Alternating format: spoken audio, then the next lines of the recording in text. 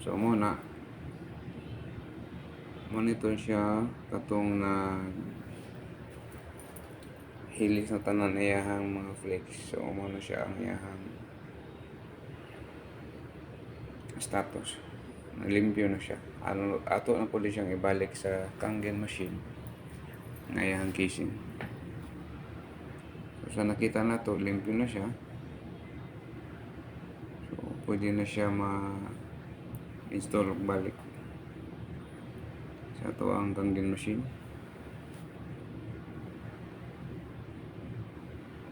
Muna siya ang leaks to. Tingnan na ito na siya ibalik sa sulod. Okay. Pag gumana ni karon, mabuo na ni siya. Ato na dahil i-testing sa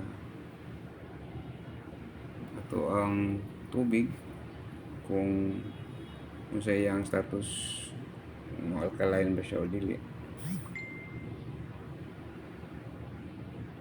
So mani karon, pag gumana to buo sa iyang plates, butang na to date.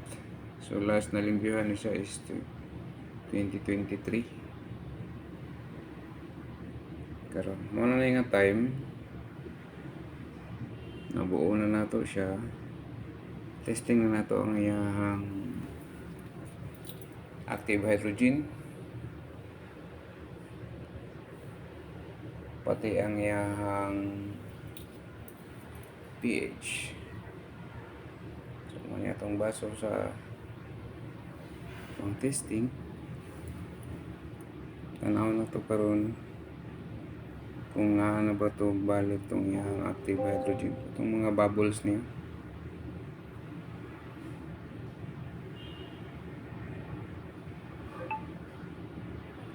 Okay, so makita na to muna siya cloudy, muna siya ang active hydrogen. After cleaning sa machine, mubalik na siya. Usually pag medyo dugay na itong Kangen machine, pili na kayo na ito na makita inig magkuha ta sa ito ang Kangen water machine. So muna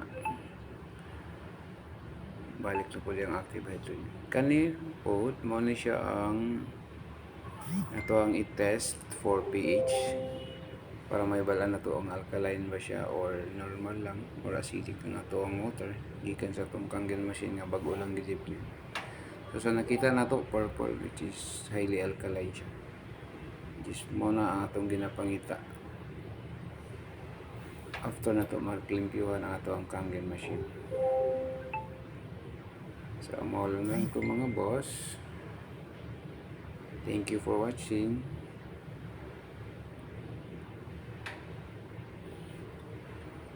Hangtod sa sunod na po ng mga video na to.